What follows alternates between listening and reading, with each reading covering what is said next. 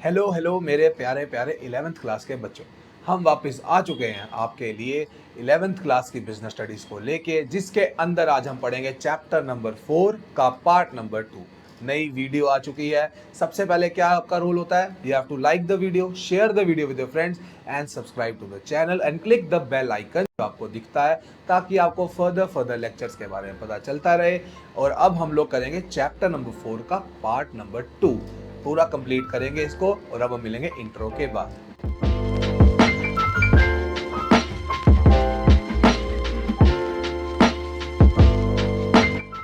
अब हम स्टार्ट करेंगे। कहां तक किया था हमने पिछले चैप्टर में? पिछली वीडियो में हमने सर किया था यहां तक, फंक्शंस ऑफ इंश्योरेंस तक हमने कर लिया था। Now will start with the principles of insurance. देखो, इंश्योरेंस के ना कुछ प्रिंसिपल रूल्स होते हैं जिनको फॉलो करना काफी जरूरी होता है। इंश्योरेंस कंपनी और इंश्योर्ड, जो हमारे दो लोग हैं, दो पार्टीज आपको मैंने बताया। एक होता है इंश्योर्ड, जो हम लोग हैं, जो इंश्योरेंस लेता है। एक होती है इंश्योरर, इंश्योरेंस की कंपनी, जिसको हम बोलते हैं इंश्योरर। उनके बीच में ना कुछ प्रिंसिपल्स फॉलो होने चाहिए, तभी जाके इंश्योरेंस कराने का फायदा है। अब उन प्रिंसिपल्स को हम ध्यान से पढ़ेंगे। प्रिंसिपल्स हैं क्या?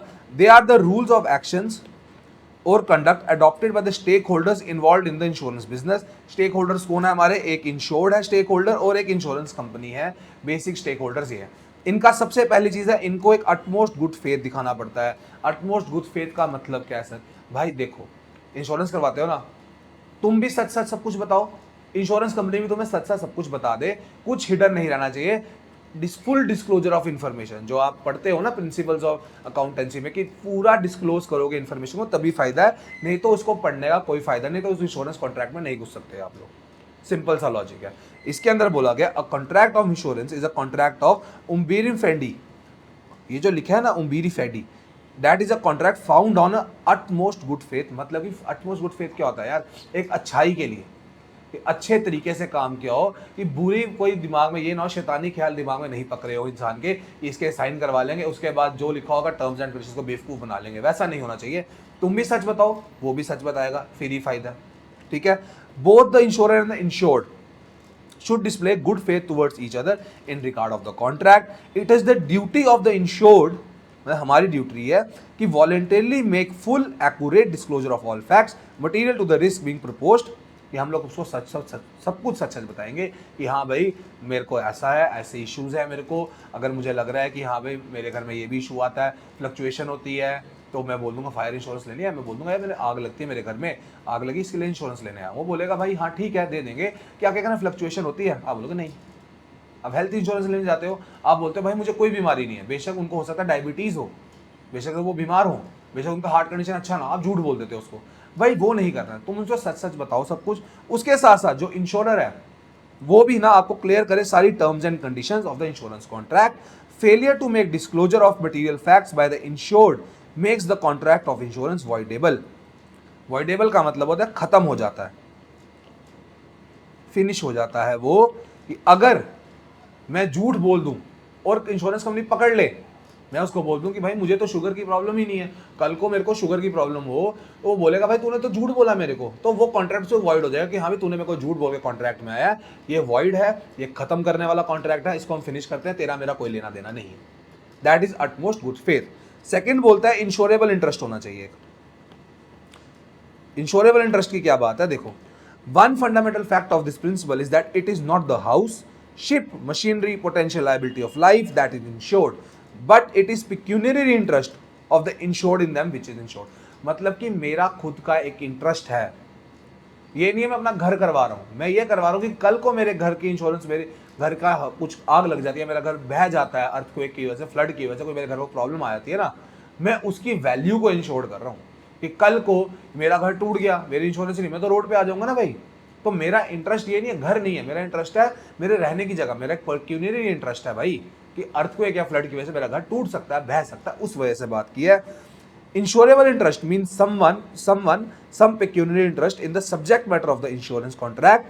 The insured must have an interest in the preservation of the thing, life insured, or that he will or she will suffer financially on the happening of the event against which he or she is insured. कि मतलब कल को मैं बोलता हूँ कि हाँ भाई मुझे देखता हूँ हार्ट अटैक हो सकता है, तो मैं हेल्थ इंश्योरेंस ले लेता हूँ। मैं देख रहा हूँ कि कल को मेरी लाइफ जो है, मेरा इंश्योरेबल इंटरेस्ट क्या है, मेरी लाइफ है, कि अगर मेरे को कुछ हो जाता है तो फिर आगे क्या होगा। दैट इज द पिक्यूनियरी इंटरेस्ट, यही होता है पिक्यूनियरी इंटरेस्ट जिसकी बार बार बात हो रही है। It is not necessary that one should be the owner of the property, जरूरी नहीं है भाई वो घर मेरा ही है, मैं तब भी उसकी इंश्योरेंस करा, मैं किराए के घर पे रहता हूँ, मैं तब भी उसकी इंश्योरेंस करा लेता हूँ कि कल को कोई दिक्कत आ जाए तो मेरे को ना पकड़ा जाए, मेरे पे ना लॉस आ जाए। ठीक है, that is example trustee holding the property on the behalf of others is an insurable interest in the property, कि ट्रस्टी ने उस इंश्योरेंस, उस प्रॉपर्टी की इंश्योरेंस करवाई हुई है ताकि उसको कल को, कि हाँ भाई उसको प्रॉपर्टी से लेना देना है भाई, कि उसको ये कल को मेरी प्रॉपर्टी को कुछ हो जाए मैं कहाँ जाऊंगा, तो इसलिए वो इंश्योरेंस करा। तो इंश्योरेबल इंटरेस्ट का मतलब ये है। Indemnity, according to it, insurer undertakes to put the insured in the event of loss in the same position that he occupied immediately before the happening of the event। मतलब कि कल को मैं insurer से, मैं समझ लो इंश्योरर को बोलता हूँ जिस हालात में वो मेरे पास आया है, समझ लो उसका घर वगैरह, वो बोलता है मेरे को फायर इंश्योरेंस चाहिए, मुझको बोलता है लाइफ इंश्योरेंस चाहिए, जिस हालात में मेरे पास वो आया लाइफ इंश्योरेंस में, चलो ये ऑक्यूपाई, ये चीज़ देख लो याद रखना, इंडेमनिटी जो है ना that is not applicable on the life insurance. तो लाइफ इंश्योरेंस का एग्जाम्पल तो खारिज ही हो गया, खत्म हो गया। मैं बोलता हूँ मेरी गाड़ी है, मैं उसकी इंश्योरेंस करवाता हूँ, फॉर एग्जाम्पल मैं उसकी गाड़ी की अपनी इंश्योरेंस कराता हूँ।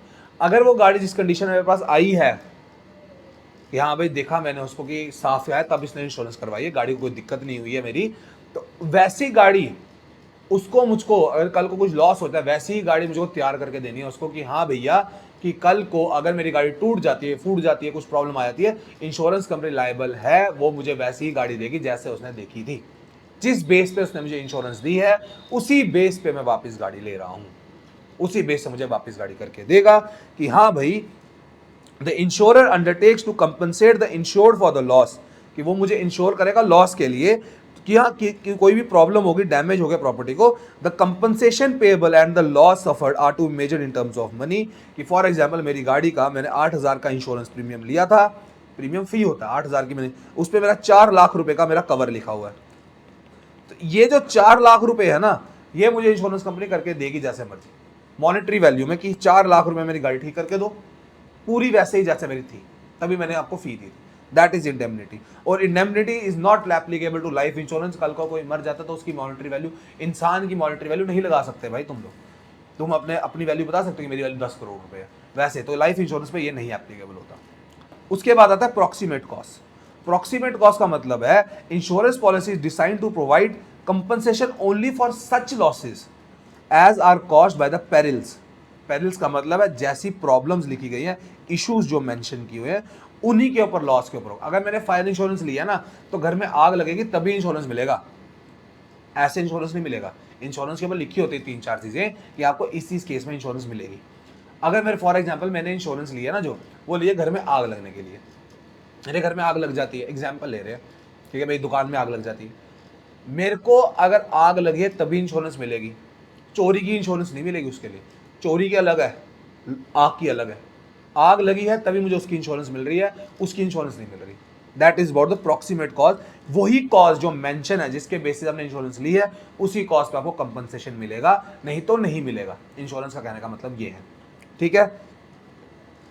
When the loss is result of 2 or more causes, समझ लो आपने क्या किया, चोरी के लिए भी लिया इंश्योरेंस, आपने आग की वजह से भी लिया इंश्योरेंस, अब हुआ क्या, ये दोनों इकट्ठे हो गया, दोनों चीजें इकट्ठी हो गई है। The proximate cause means the direct most dominant and effective cause. समझ लो चोरी मेरे उधर हुई है 50,000 रुपए की, लेकिन जो आग लगी है उसकी वजह से नुकसान हुआ है 5 लाख रुपए का, तो मेरे को ये वाली इंश्योरेंस मिलेगी, ये वाली नहीं मिलेगी।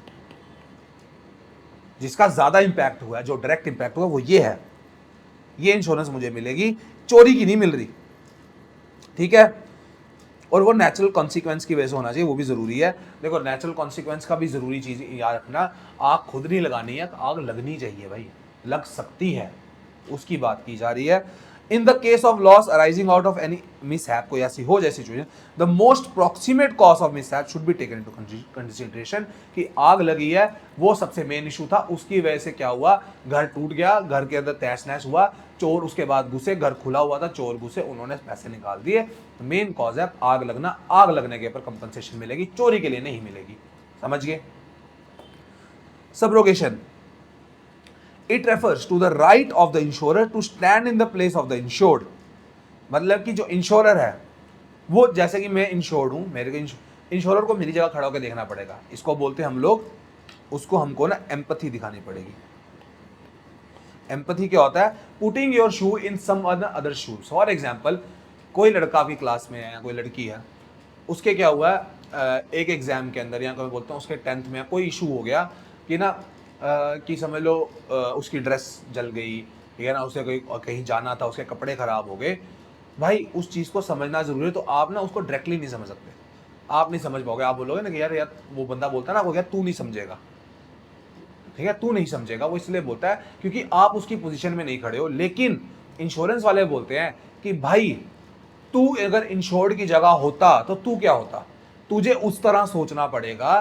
तो इन जैसा इंश्योर्ड सोच रहा है, इंश्योरर भी वैसा ही सोचेगा। वही बोला जा रहा है कि हाँ भाई, कि after settlement of a claim, अगर क्लेम सेटल कर दिया, as far as the right of insured in respect of recovery from alternative source is involve, कि हाँ भाई आप लोग ऑल्टरनेटिव सोर्स से कहीं से रिकवरी करोगे, उसको पूरे पैसे करके दो, पूरी कंपनसेशन दो, फिर खत्म हुई बात। After the insured is compensated for the loss और डैमेज जो भी कुछ हुआ उसको, कि the right to ownership of such property passes to the insurer. Obviously बात, घर में आग लगी, उसको उसके लिए क्लेम देना है कि हाँ भाई ये ले, तेरा 20 लाख का बनता है, तू 20 लाख ले, तो कहीं और चला जा। तब तक वो प्रॉपर्टी को कुछ नहीं करेगा भाई। जब वो क्लेम सेटल कर देगा तब इंश्योर्ड बोलेगा कि अब, जब इंश्योरर बोलेगा अब ये प्रॉपर्टी मेरी हुई, आपको हमने पैसे दे दिए, इसके बदले कि आप नई प्रॉपर्टी देख लो कहीं पर भी। ये बात है। This is because the insured should not be allowed to make any profit. अब उसने क्या हुआ, 20 लाख उसको दे दिया ना, अगर अब घर भी जो इशू है वो भी उसके पास रह गया, वो भी चीज उसके पास है अब, तो ऑब्वियसली बात है मैं तो उस चीज को और बेचूंगा यार, मेरे को और पैसा मिलेगा। वो नहीं होना चाहिए। इंश्योर्ड को वो अलाउ नहीं है कि वो प्रॉफिट बनाए उसी जगह का, वो जगह इंश्योरर की हो जाती है, वो जगह इंश्योरर की है, वो इंश्योरर ही करेगा, जो भी करेगा इंश्योरेंस कंपनी करेगी। By selling the damage property, कि कोई सेल नहीं करना चाहिए। अगर कोई लॉस प्रॉपर्टी रिकवर हुई है वो भी नहीं होना चाहिए, चाहे लॉस प्रॉपर्टी कोई मिल गई उसके लिए भी होता है, ठीक है। फॉर एग्जाम्पल मेरी गाड़ी चोरी हो जाए, ठीक है, मेरी गाड़ी 10 लाख की चोरी हो गई, कंपनी ने मुझे 10 लाख दे दिया, उसका इंश्योरेंस कंपनी में बोला कि हाँ भैया लो क्लेम आपका, कल को वो गाड़ी मिल जाए मेरे को, वो गाड़ी मेरी नहीं है, वो इंश्योरेंस कंपनी की हो गई अब, क्योंकि अब वो उसको बेचे, जो मर्जी करे, अपना पैसा रिकवर करे, मेरा कोई लेना देना नहीं है। क्योंकि अगर वो गाड़ी मुझे मिलेगी, मैं उसको ही बेचूंगा, तो मेरे को तो और पैसे मिल जाएंगे। वो नहीं होना चाहिए लॉस प्रॉपर्टी केस में भी। Alright, mitigation. मिटिगेशन का मतलब है the principle states that it is the duty of insured to take reasonable step to minimise the loss.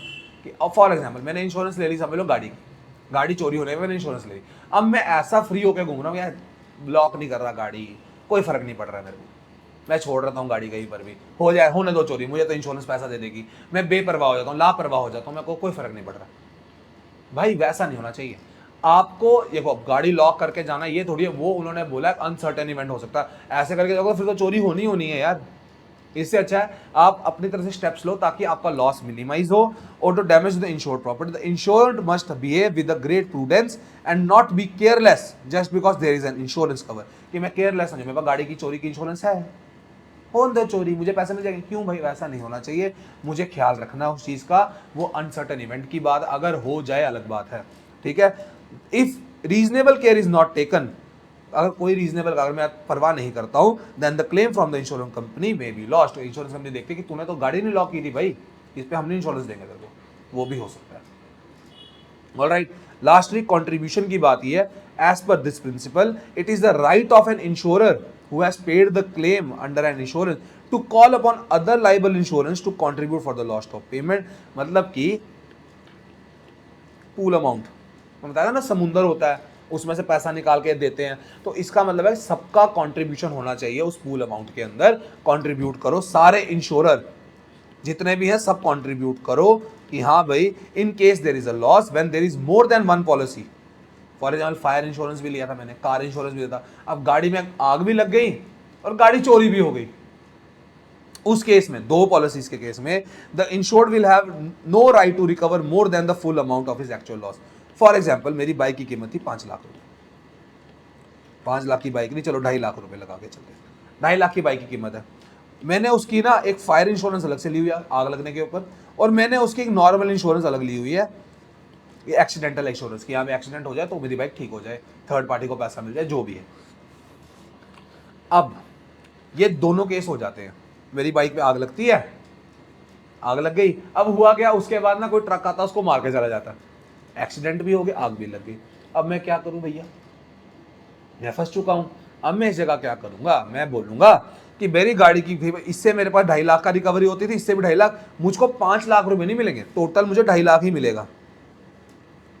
चाहे मुझको ये दे चाहे मुझको वो दे, उससे कोई लेना देना नहीं है। मैंने बताया था प्रोक्सीमेट कॉस्ट देखा जाता है, प्रोक्सीमेट कॉस्ट देखा जाएगा कि हाँ भाई जो सबसे बड़ा कॉज है उसको देखा जाएगा कि हाँ भाई बोलते हैं आग की वजह से मेन हुआ है, तो वो बोलता है 2.5 लाख रुपए कंपनी आग वाली दे देती है, मेरा खत्म हो गया, मैं दूसरी इंश्योरेंस कंपनी से पैसे नहीं मांग सकता, वो लॉफुली नहीं माना जाएगा कि मैं और किसी से, the insured will have no right to recover from the more than the full amount of his actual loss, कि मैं 2.5 लाख उससे भी ले सकता हूँ, 2.5 लाख उससे भी नहीं, मुझे 2.5 लाख ही मिलेगा जितना मेरा है।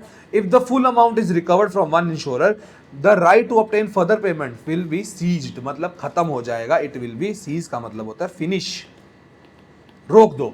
2.5 लाख उसको दे दिए हमने, तेरा कोई काम नहीं, 2.5 लाख की इंश्योरेंस हो गई है इसकी, हमने कर दिया, खत्म हो गई बात। That is contribution. कौन सा हो गया, contribution, mitigation, subrogation, proximate cause, indemnity, insurable interest and utmost good faith, these are the principles. अब हम आगे भाई टाइप्स ऑफ इंश्योरेंस क्या है। टाइप्स ऑफ इंश्योरेंस, सबसे पहला आजकल जो चल रहा है वो है लाइफ इंश्योरेंस का। अब देखो पता थोड़ी है कल को क्या हो जाए, कल को क्या हो सकता है हमारे साथ, तो इसलिए आजकल लोग क्या करते हैं, लाइफ इंश्योरेंस लेते हैं कि हाँ भाई कल को अगर हमको कुछ हो जाए, हमारे परिवार को कुछ मिल जाए पीछे से, समझ रहे हो। ये हो सकता है किसी के फादर ने कराई हो, ग्रैंडफादर करवाते हैं कि हाँ लाइफ इंश्योरेंस लेते हैं कि कल को कुछ आपको हो जाता है, इन दैट केस आप क्या करो, कंपनी वाले, इंश्योरेंस वाले आपको पैसे देते हैं कि उन्होंने एक लाइफ इंश्योरेंस पॉलिसी करवाई थी, तो उनको उसके बेस पे अब आपको पैसे मिल जाएंगे ताकि आपकी फैमिली को इशू ना हो। अब लाइफ इंश्योरेंस का जो चीज़ है ना, it has raise to many other bars as well. अब वो देखो आजकल लोग एंडाउनमेंट पॉलिसी भी कराते हैं। एंडाउनमेंट मतलब कि एक पर्टिकुलर एज अटेन करने के बाद, समझ लो एक बंदा 58-60 तक ही काम करता है, उसके बाद नहीं काम कर सकता। अब उसको क्या करते हैं वो लोग, बोलते हैं कि एक पर्टिकुलर एज के बाद, अब आप बोलते हो 65 ईयर्स के बाद आपको रेगुलरली पैसे मिलते रहेंगे एज ए इनकम, क्योंकि अब आप काम नहीं कर सकते, आप एक किस्म की वो भी पॉलिसी ले सकते हो। आप समझ लो हेल्थ पॉलिसी ले सकते हो, डायबिटीज़ है आपको, हार्ट पेशेंट हो, उसके बेसिस से पॉलिसीज ले सकते हो, ये सब आजकल अलाउड है, ठीक है। तो अदर जो रिस्क है हमारे वो भी हो सकते हैं, जैसे कि example, individuals in the course of life are always exposed to some types of risk, this risk may be event which is certain, that is death, या मर सकते हैं। In that case what will happen to other members of the family who are dependent on a particular individuals income, इसके लिए life insurance ली जाती है। The other risk क्या हो सकता है कि यहाँ पे बंदा ओल्ड हो गया, काफ़ी बूढ़ा हो गया, अर्न करने के लिए, उसकी रिटायरमेंट की होगी, उसके लिए भी हम ले सकते हैं। A life insurance policy was introduced as a protection against uncertainty of life, but its scope has वाइडेड, अब इसका स्कोप बढ़ चुका है। जैसे डिसेबिलिटी इंश्योरेंस ले सकते हो, health medical insurance, annuity insurance ले सकते हो, लाइफ इंश्योरेंस प्रॉपर ले सकते हो, अलग अलग किस्म की आ चुकी है अब। The agreement contract, the agreement और जो कॉन्ट्रैक्ट है जिसके अंदर सब कुछ राइटिंग में लिखा होता है, मैंने बताया था ना इंश्योरेंस का सब कुछ एक कागज पे लिखा जाता है, सब कुछ, उसको हम बोलते हैं पॉलिसी। जिसकी लाइफ हमने इंश्योर की है, जिसको हम इंश्योर्ड बोलते हैं, लाइफ इंश्योरेंस में उसको अश्योर्ड बोलते हैं। कंपनी को हम लोग इंश्योरर ही बोलते हैं, ठीक है। और जो अश्योर्ड फीस देता है, प्रीमियम देता है, उसको हम बोलते हैं प्रीमियम। जो फीस वो देगा, मंथली इंस्टॉलमेंट देगा, 6 मंथली दे सकता है, ईयरली दे सकता है, या इकट्ठे दे सकता है, उसकी मर्जी है, वो ऐसे भी होता है। ये लिखा हुआ है यहाँ पर, ध्यान से सुनते रहो क्या क्या बोल रहा हूँ मैं, इट इज़ वेरी इंपॉर्टेंट, ठीक है। उसके बाद ये बात करता है कि life insurance is a contract under which insurer is consideration of a certain premium, lump sum दे या पीरियोडिकल पेमेंट दे, agrees to pay assured sum of money, the happening of specified event contingent to human life or at the expiry of certain period, मतलब कि कुछ हादसा हो जाए, कोई दिक्कत आ जाए, अनसर्टन इवेंट हो जाए, उस समय एक अमाउंट एश्योर्ड को मिल जाता है, या उसकी फैमिली को मिल जाता है, या उसको मिल जाता है कि वो अपनी लाइफ जी सके, क्योंकि उसने फी दी हुई है, प्रीमियम दे रहा है वो, ठीक है। The insurance company undertakes to insure the life of a person, बंदे की लाइफ इंश्योरेंस की बात हो रही है कि तभी लेगा, in exchange for a sum of money called premium, this premium may be paid in one lump sum or periodically, monthly, quarterly, half yearly, at the same time the company promises to pay a certain amount of money either on the death और after attaining अ certain as, कि मैं बोलता हूँ कि मेरे मरने के बाद मेरे घर वालों को पैसे दे दो, वो लिखा होता है नॉमिनी के अंदर, डिटेल्स लिखी होती है, या फिर मेरी एज अगर 60 क्रॉस होती है तब मुझे ये पैसे दे देना, ऑलराइट, कुछ भी है जो बोल देता बंदा वो है।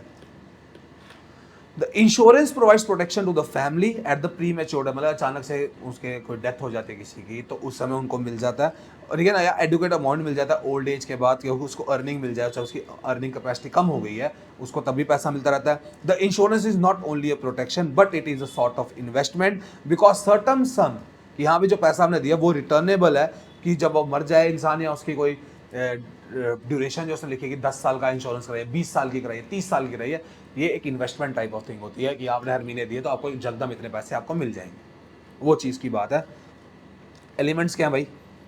एलिमेंट्स, मेन एलिमेंट्स क्या है? The life insurance contract must have all the essentials of a valid contract. देखो, जैसे कॉन्ट्रैक्ट हम लोग करते हैं ना, साइन करते हैं, वो सब उसमें होना चाहिए, जैसे कि offer acceptance, free consent, capacity to enter into contract, सब कुछ होना चाहिए। अगर ये सब नहीं फॉलो किया जाता तो वैलिड कॉन्ट्रैक्ट में है, it is a voidable contract, कि आप इसको खत्म कर सकते हो, खारिज कर सकते हो। वॉइडेबल का मतलब होता है खत्म करना, खारिज करना, फिनिश, वो चीज होती है, ठीक है। उसके बाद की गई ये बात, the contract of life insurance is contract of utmost good faith. वो आपको बताया था कि इंश्योरेंस वाला और इंश्योर्ड, जो एश्योर्ड है जिसमें हम बोल रहे हैं, एश्योर्ड एंड द इंश्योरर, इन दोनों को अटमोस्ट गुड फेथ बताना है, अपने आप को सच सच सब कुछ बताना है, कुछ छुपा के नहीं रखना, कि कल को भाई बंदा बोलता है कि मैं सिगरेट पीता हूँ, तो वो कल को पीता भी है लेकिन वो कंपनी वालों को नहीं बताता है, और वो अचानक से पता चलता है बाद में उसको लंग्स की वजह से मरा है। नहीं यार, झूठ नहीं बोला, सच बता दो कि मैं ये सब करता हूँ। All right. In life insurance the insured must have a insurable interest in the life assured, मतलब कि अब देखो लाइफ इंश्योरेंस लिए ना, तो मुझको अपनी ज़िंदगी में परवाह है, अपनी ज़िंदगी की परवाह होनी चाहिए मेरे को, तभी मैं ले रहा हूँ। अगर मेरा इंश्योरेबल इंटरेस्ट नहीं है तो वो वॉइड हो सकता है। अगर मेरा इंटरेस्ट नहीं है तो वो खारिज है, कि मेरे को परवाह ही नहीं अपनी ज़िंदगी की, मैंने इंश्योरेंस लिया, अगले दिन मैं कूद जाता हूँ, सुसाइड कर लेता हूँ। नहीं भाई, मुझे परवाह है, मैं अपनी ज़िंदगी का ध्यान से रख रहा हूँ भाई ख्याल, लेकिन अचानक से कुछ हुआ, हार्ट अटैक हो गया, अचानक से मेरा बीपी शूट हो गया, उस वजह से हुआ, जानबूझ के मैंने कुछ नहीं किया, वो चीज़ भी ज़रूरी है। और lastly, life insurance contract is not a contract of indemnity, very important. Valid contract होना चाहिए, अटमोस्ट गुड फेथ होना चाहिए, इंश्योरेबल इंटरेस्ट भी होना चाहिए, लेकिन कॉन्ट्रैक्ट ऑफ इंडेमनिटी नहीं है, क्योंकि एक लाइफ की आप वैल्यू नहीं लगा सकते हो भैया मॉनेटरी टर्म्स में। इसलिए लाइफ इंश्योरेंस में ना आपको पहले बोल देते हैं कि आप हमको पैसे डिपॉजिट करो, हम आपको 1 करोड़ दे देंगे, वो प्री डिसाइडेड होता है कि हाँ भाई अगर आपको कुछ हो जाए ना, दैट द अमाउंट जो आपको फैमिली को मिलेगा that is pre decided. Pre advance में ही पता कर लेते हैं कि हाँ इतना एडवांस मिलेगा आपके घर वालों को, इससे ज़्यादा नहीं मिलेगा।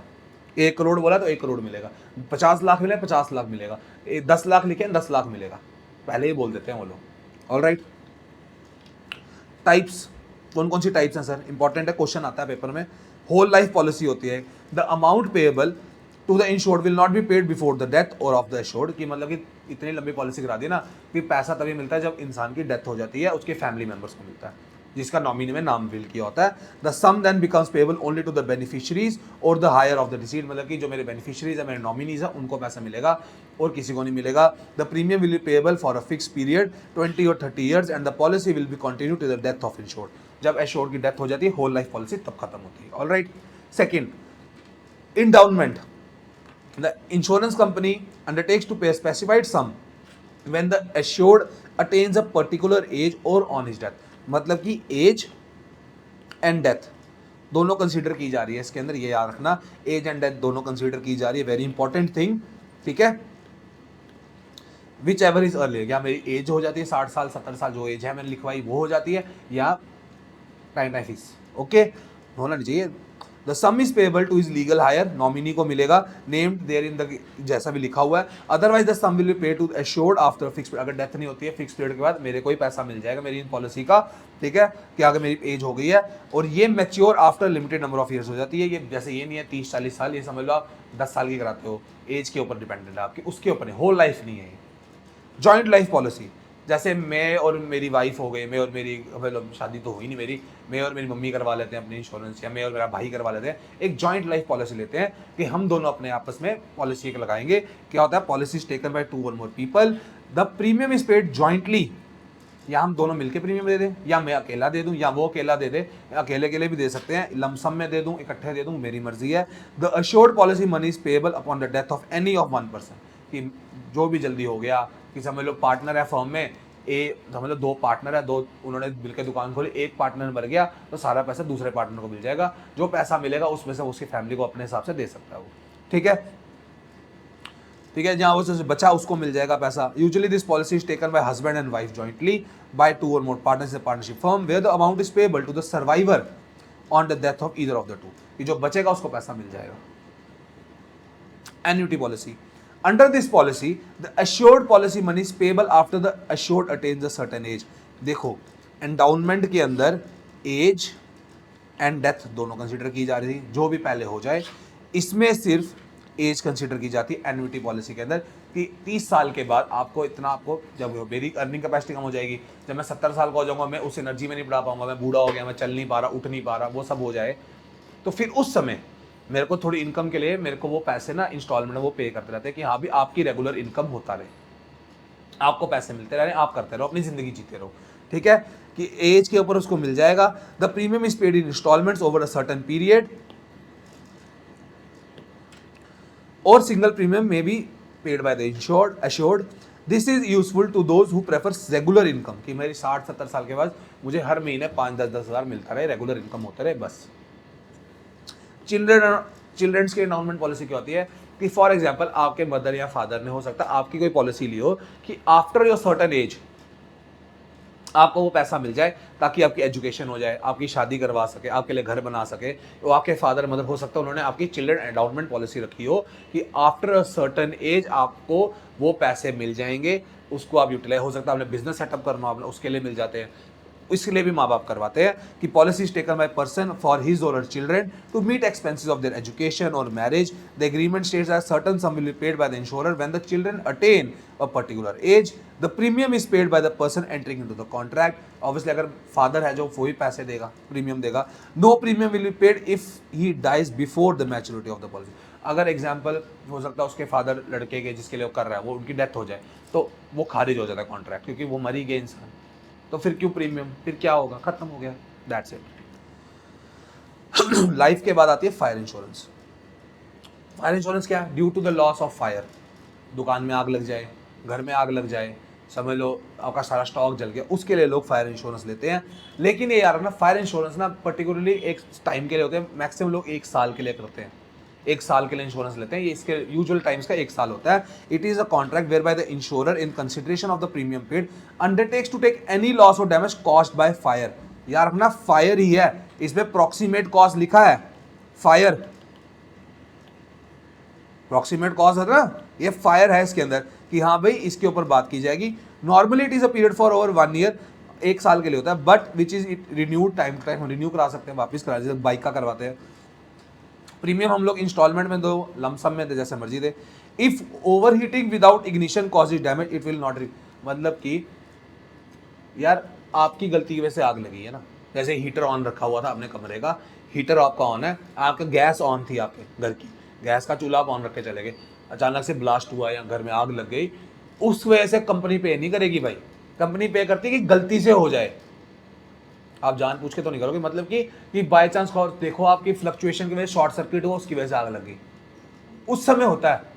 ये नहीं है कि यहाँ पे जान पूछ के आग लगाया, माचिस की तिलीली पेट्रोल फेंका आग लगा दी, उसके लिए इंश्योरेंस नहीं है फायर इंश्योरेंस वाला, ये याद रखना।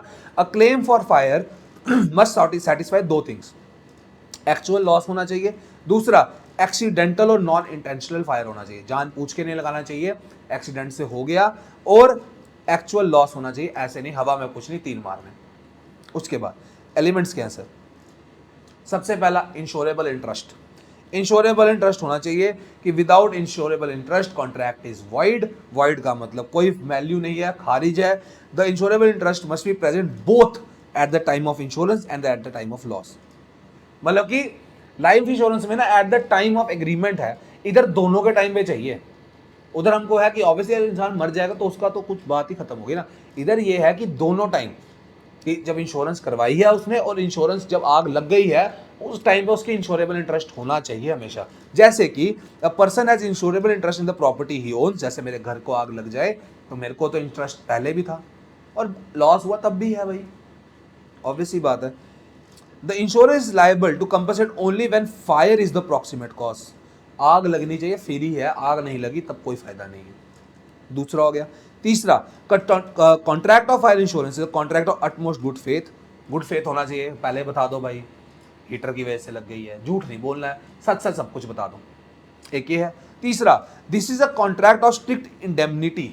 इसमें तो हम वैल्यू लगा सकते हैं ना, जैसे कि the insured can recover the actual amount, जितना पैसा उसका खोया है। For example, if a person has insured his house for 4 lakh rupees, the insurer is not necessary liable to pay the amount although the house may have been totally destroyed by fire, but he will pay the actual loss after deducting the depreciation।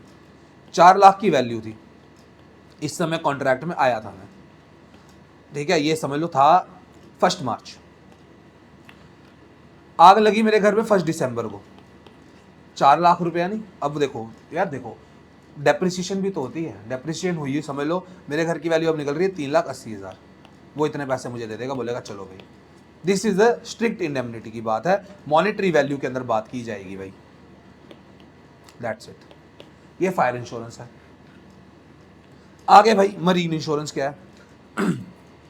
अब देखो ship वगैरह आप देखते हो ना, ship cruise वगैरह जाते हैं लोग पानी के अंदर, वो उसकी भी इंश्योरेंस लेते हैं लोग, कार्गो की, जैसे कुछ कहते हैं ना लोग शिप से, जैसे अभी मैं बता रहा हूँ यूट्यूबर की गाड़ी आई थी, वो शिप से आई थी, इंश्योरेंस ली होगी उसने भी।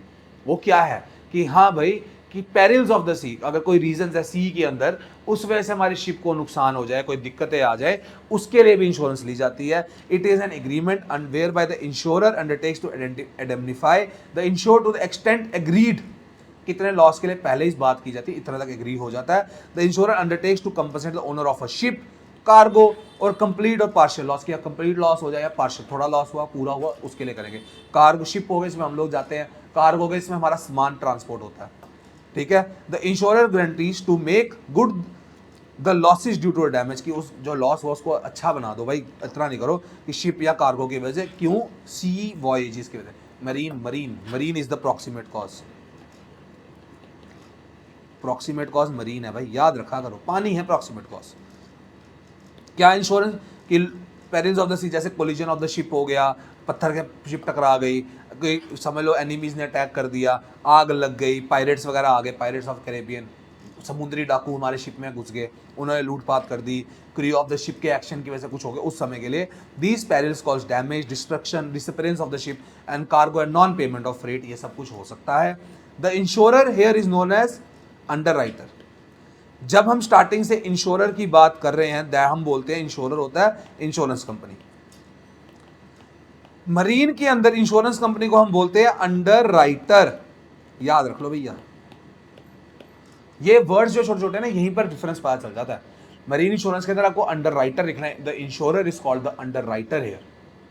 हर जगह बाकी जगह इंश्योर्ड बोल रहे हैं, चाहे फायर है चाहे लाइफ है, इंश्योरर बोल रहे हैं, इधर अंडरराइटर बोल रहे हैं, ये याद रख लेना, ठीक है।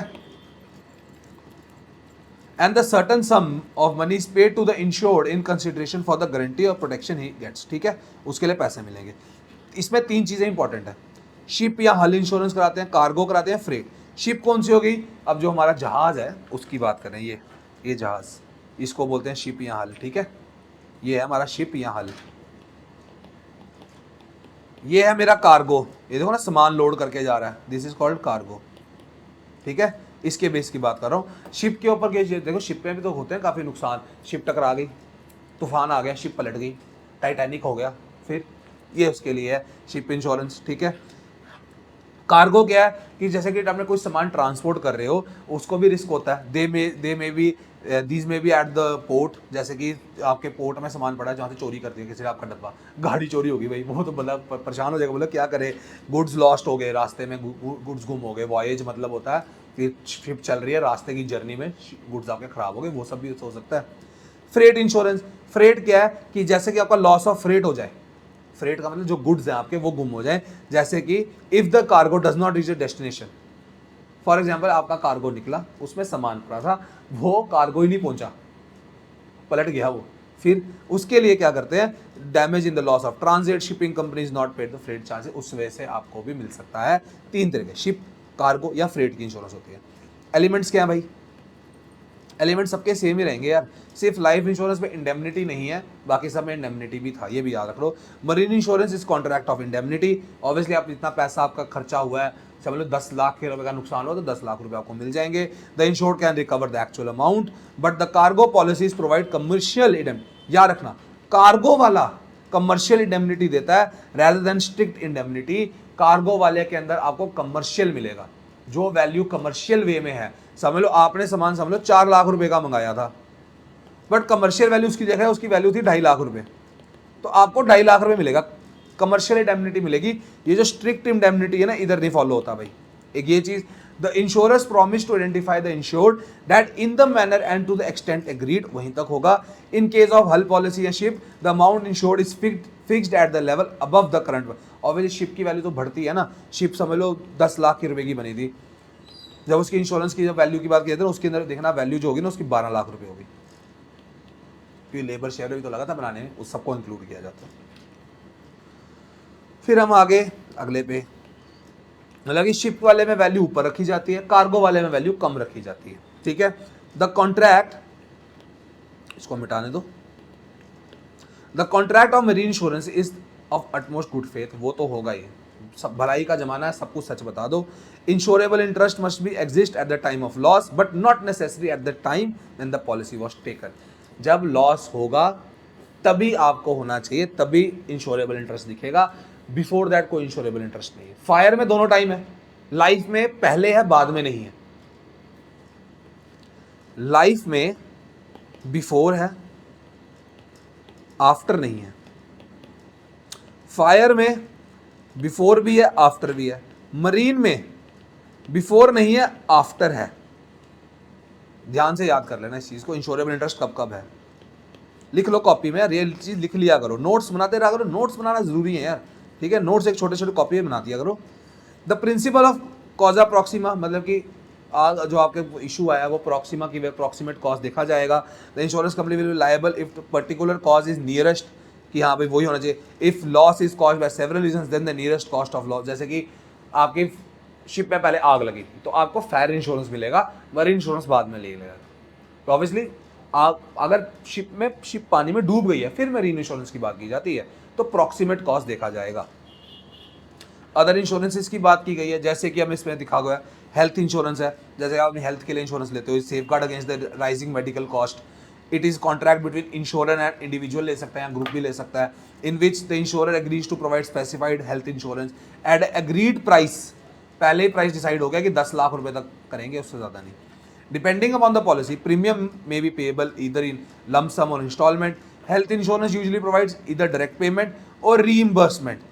डायरेक्ट पेमेंट हो गया कि इंश्योरेंस वालों ने बोला कि भाई 10 लाख रुपए था, ये लो 10 लाख रुपए करा लो इलाज, या फिर रीइंबर्स कर देते हैं, आपको बोलते हैं आप कर लो, आपका समझ लो 5,60,000 का बिल आया, आप खर्च लो, कंपनी में वो बिल दिया आपने इंश्योरेंस वाले को, बिल इंश्योरेंस वाले को दिया, वो इंश्योरेंस वाला आपके अकाउंट में 5,60,000 रुपये डाल देगा बाद में, रीइंबर्स कर देगा बाद में, ठीक है, ये भी हो सकता है।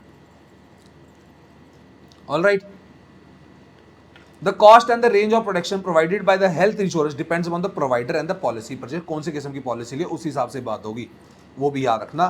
फिर उसके बाद मोटर व्हीकल इंश्योरेंस, गाड़ी की इंश्योरेंस हम लोग करवाते हैं। हम गाड़ी की इंश्योरेंस क्यों कराते हैं, 2 रीजन है उसके, या हमारी बाइक का नुकसान होगा, या फिर जो हमसे हमारी गाड़ी से, जिसको हम बोलते हैं ना आजकल बोलते होंगे थर्ड पार्टी इंश्योरेंस करवा लो, वो इसलिए कि फॉर एग्जांपल मैं अब गाड़ी चला रहा हूँ, मेरी वजह से किसी को बाइक लग जाती है और उसकी डेथ हो जाती है, उसको इंजरी आ जाती है ना, तो वो उसको भी इलाज करवा देंगे। थर्ड पार्टी इंश्योरेंस का मतलब ये होता है कि तीसरी पार्टी को अगर कुछ हो जाए तो वो भी मेरी हेल्प हो जाए। उधर भी है कि हाँ भाई पीपल वर किल्ड या इंश्योर्ड थ्रू द नेग्लिजेंस, कि मेरी वजह से अगर मैं बाइक चला रहा हूँ, ऑफ द मोटरिस्ट और the driver which is passed on the insurance company, कि मेरा जो नुकसान, जो मेरी वजह से उनको कुछ हुआ ना, जेल में ही जाऊँगा, इंश्योरेंस कंपनी वाला जेल नहीं जाएगा, जेल में नहीं जाना है, बट जो मेरी वजह से लॉस हुआ वो कंपनी पे कर देगी, मैं सिर्फ सजा काटूंगा, पैसे तुम दे दो भाई, बस ये बात है।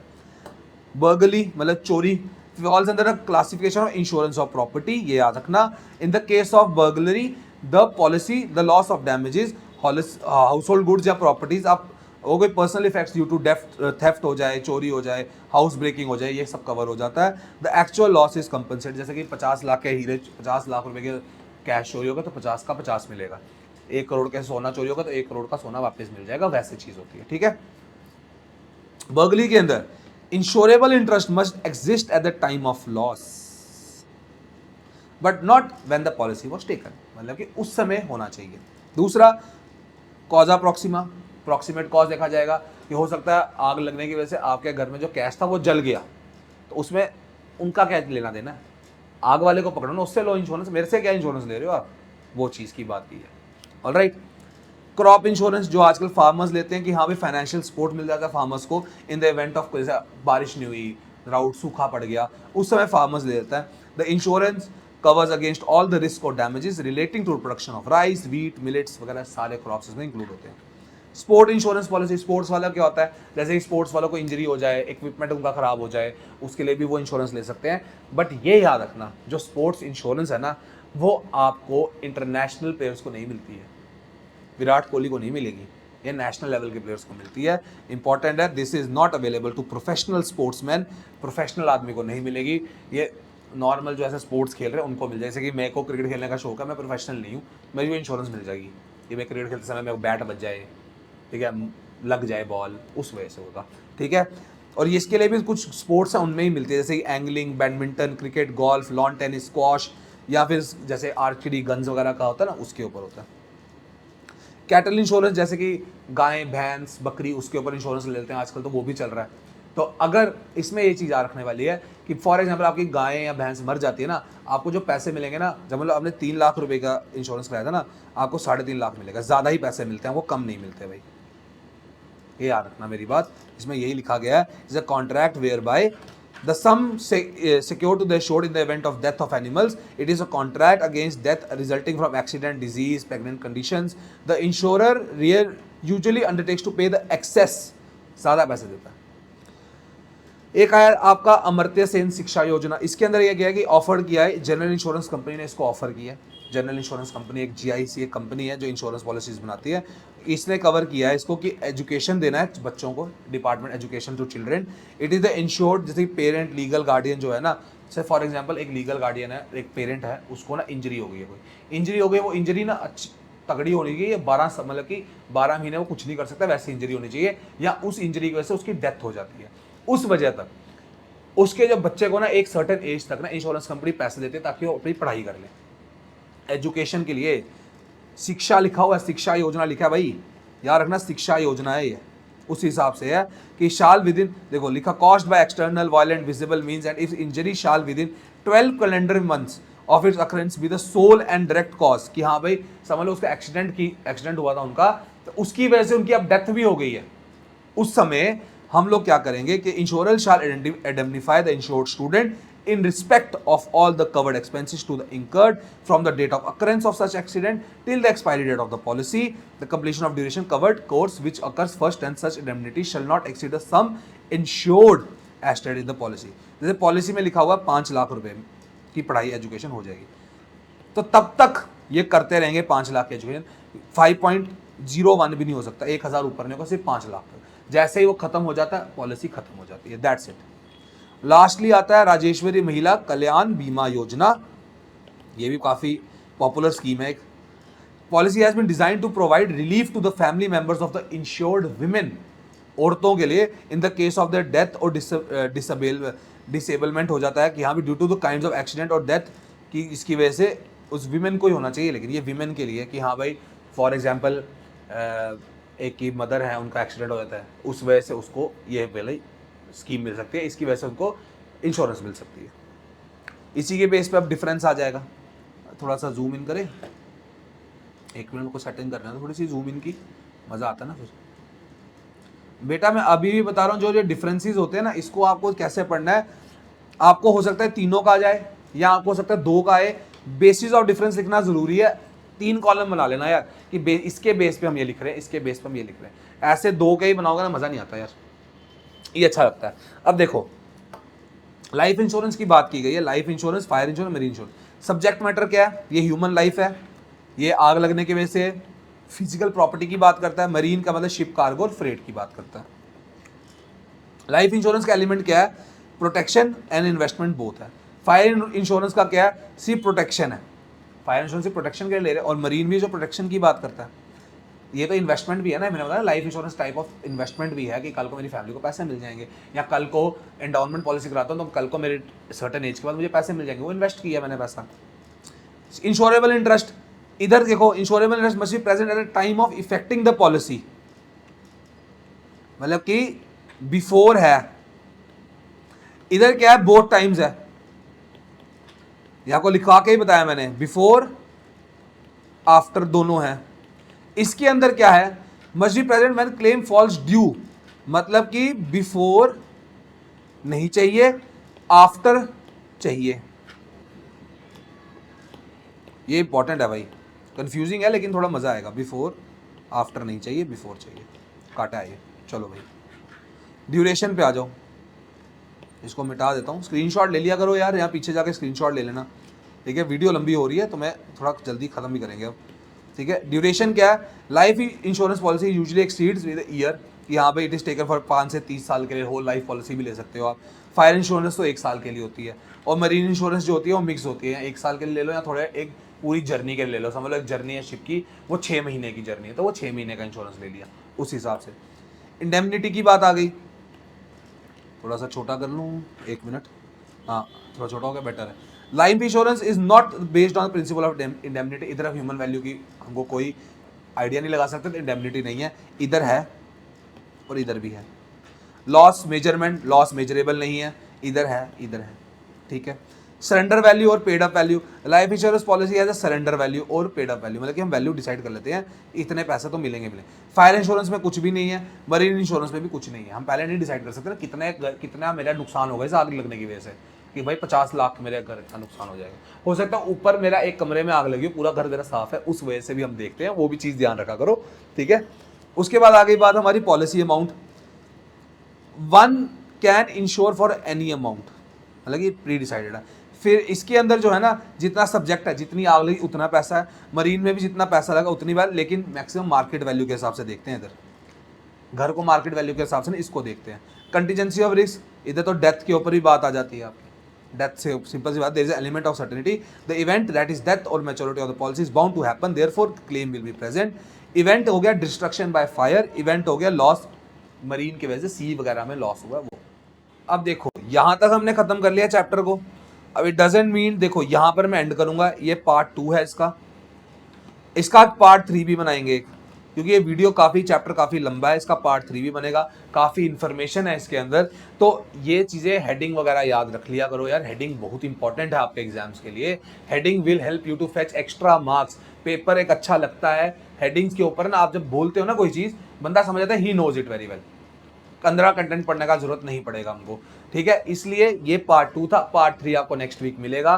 टिल देन अपना ध्यान रखो, वीडियो आ गई है, वीडियो को लाइक कर दो, शेयर कर दो, ठीक है, और इसके साथ चैनल को सब्सक्राइब करो, जैसे ही हमारी नई वीडियो आएगी सबसे पहले नोटिफिकेशन आपको आएगी। अपना ध्यान रखो, गुड बाय, नेक्स्ट वीडियो मिलेंगे।